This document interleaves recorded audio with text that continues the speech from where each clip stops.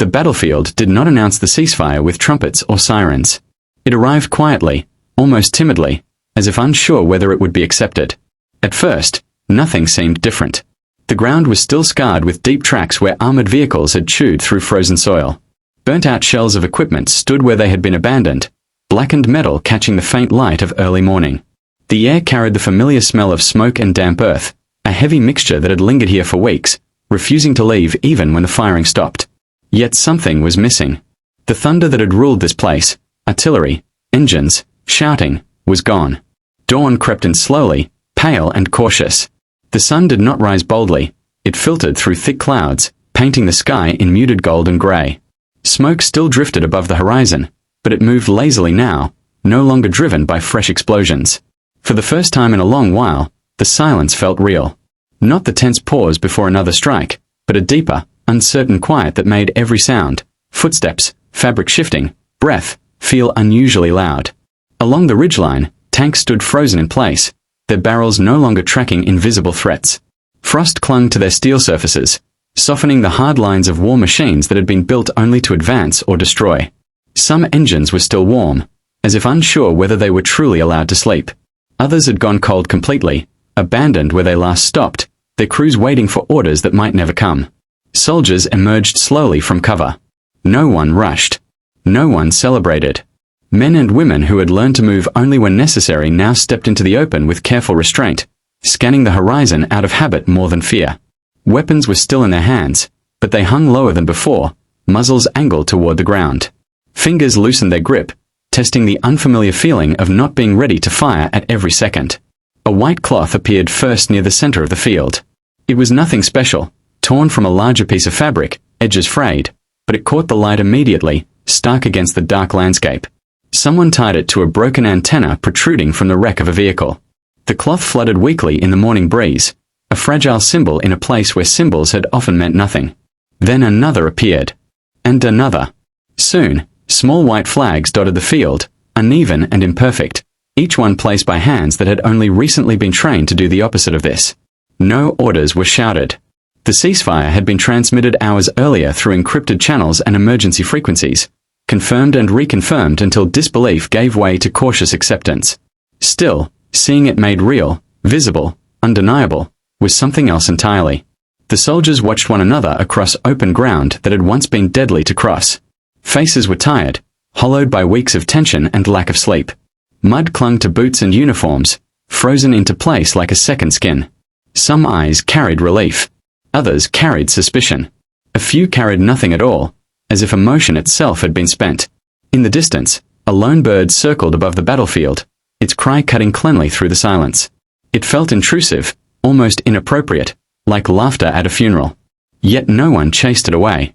Life, it seemed, had begun to test the boundaries of peace before humans fully trusted it. A medic knelt beside a shallow crater, collecting supplies that had been left behind in the rush of earlier fighting. He paused, listening. No incoming fire. No shouted warnings. Just the wind moving through shattered wire and the faint creak of cooling metal. He exhaled slowly, realizing he had been holding his breath for far too long. Farther back, commanders stood with maps that were suddenly outdated. Front lines marked in red and blue had lost their meaning overnight. Positions that had cost lives to take or defend were now simply places on the ground again. Hills. Roads. Fields. The idea was disorienting. War had simplified the world into objectives and threats. Peace, even temporary peace, made it complex again. The light grew warmer as the sun climbed higher. Shadows shortened. Details emerged from the haze. Craters filled with icy water, torn earth revealing roots and stones that had not seen daylight in decades. The land itself seemed exhausted, as if it, too, needed rest after bearing so much violence. One soldier removed his helmet and set it on the ground beside him. He ran a hand through hair stiff with dirt and sweat, then wiped his face slowly, deliberately. Around him, others followed suit. Helmets came off. Packs were loosened. Someone sat down heavily on an ammo crate that would not be needed today. There was no cheering, no shouting of victory. The ceasefire did not feel like a win. It felt like a pause, a fragile breath taken by people who were not yet sure they would be allowed another. Everyone knew how easily this moment could shatter. A misunderstanding. A nervous shot. A single act of defiance. Peace here was thin, like ice forming over deep water. Yet the fact that it existed at all was extraordinary. Across the field, two figures approached one another slowly, hands visible, steps measured. They stopped several meters apart, exchanging a brief nod. No handshake. Not yet. Trust would take longer. But the acknowledgement itself was powerful, an unspoken agreement that, at least for this morning, no one would die here. The white flags continued to flutter, catching more light as the sky cleared. They were imperfect, temporary, easily torn away by wind or violence, but for now, they stood. And in their quiet movement, they told a story that no explosion ever could, that even after everything, the decision to stop had been made. The battlefield, once defined by noise and fear, rested under the rising sun. Weapons lay silent. Engines stayed off. And for the first time in a long time, the future, uncertain, fragile, incomplete, felt possible. Not guaranteed. Not secure. But possible. The trench had not disappeared when the fighting stopped. It remained exactly where it was, cut deep into the earth, raw and uneven, like a wound that had not yet begun to heal. Silence settled over it slowly, layer by layer, as if the land itself needed time to believe the noise was truly gone. The last echoes of artillery had faded hours ago, but the air still felt heavy, as though it remembered what had passed through it. Smoke hung low in thin strands, drifting without purpose now, no longer pushed skyward by fresh blasts. The sky above was pale and cold, stretched wide and indifferent.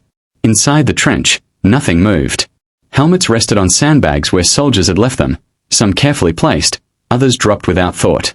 Their surfaces were scratched and dull, marked by hands that had worn them for too long. A rifle leaned against the trench wall at an awkward angle, its strap tangled with a length of torn fabric. No one reached for it. No one needed to. The mud had begun to harden overnight. Footprints, hundreds of them, were frozen in place, overlapping and confused, telling a story of urgency and fear that no longer had witnesses. Water pooled at the bottom of the trench, thin ice forming across its surface, trapping leaves and debris beneath like artifacts sealed in glass. Barbed wire lay twisted and broken just beyond the trench line.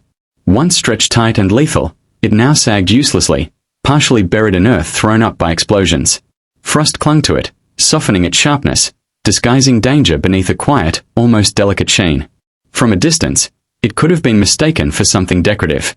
The absence of sound was unsettling. No engines. No radio chatter. No distant thunder of guns. Even the wind seemed cautious, moving gently, as if afraid to disturb what had finally come to rest. The silence pressed in on itself, thick and complete, making the smallest noises, a drop of water, a shifting stone, feel enormous. Somewhere along the trench wall, a field notebook lay open, pages curled and stained. The writing inside was cramped and uneven, notes taken quickly between moments of chaos. Dates. Coordinates. Half-finished sentences. A thought interrupted by something urgent that no longer existed. The pencil rested across the page, abandoned mid-line. Beyond the trench, the land stretched outward, scarred and uneven. Craters dotted the field like shallow graves, their edges softened by frost and time. In some, rainwater had collected, reflecting the sky with a clarity that felt almost wrong.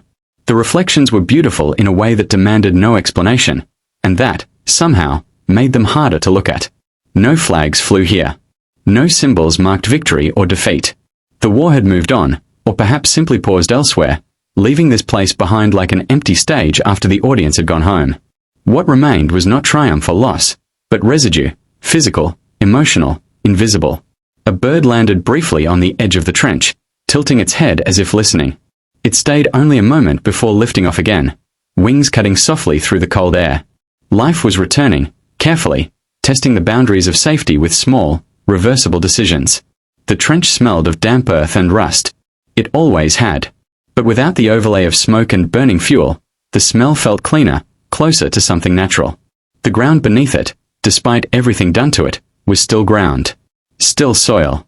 Still capable, someday, of holding something other than weapons and bodies. A length of fabric, once part of a uniform, hung from a wooden support, fluttering faintly. Its colors were faded, indistinct now, stripped of any clear identity. In the stillness, it looked less like a symbol and more like a remnant, something left behind without intention. Time moved strangely here. Minutes stretched. The absence of urgency made it hard to tell how long anything had been this way. The trench had known weeks of chaos, but now it felt ancient, as though it had always existed and always would. Silence has a way of erasing timelines, smoothing sharp edges into something vague and heavy. Far away, beyond the ruined field, a road lay empty. Tire tracks cut through mud and ice, pointing in both directions, but no vehicles followed them now. Somewhere along that road, orders had been given, signatures exchanged, decisions finalized. Here, none of that was visible. Peace, if that was what this was, had not yet reached the ground in any official form. It existed only as absence. The quiet allowed memory to surface. In the stillness, the trench seemed to hold echoes, not sounds, but impressions. The sense of movement where none existed. The feeling that if someone turned a corner too quickly, they might still find a figure crouched there, waiting. Habit lingered long after necessity had vanished. Yet the longer the silence lasted, the more it began to feel permanent. The trench was no longer a place of readiness. It was becoming a place of waiting, and beyond that, perhaps, a place of forgetting. Earth has a way of reclaiming what is left unattended. Rain would come. Snow. Plants would push through the disturbed soil. Edges would soften. Straight lines would blur. One day, someone might walk past this trench without knowing what it had been. They might see it as an old ditch, a strange depression in the land, nothing more. The thought was both comforting and unsettling. The silence deepened as the light shifted. Clouds moved slowly overhead, casting broad, gentle shadows across the field. The trench fell briefly into shade, then back into light. Nothing changed, and yet everything did. This was the aftermath, not dramatic, not loud, not easily captured. Just a place where war had been, and now was not. A pause so complete it felt fragile, like something that could shatter if named too loudly. The trench waited. And the world, for once, did not demand anything from it.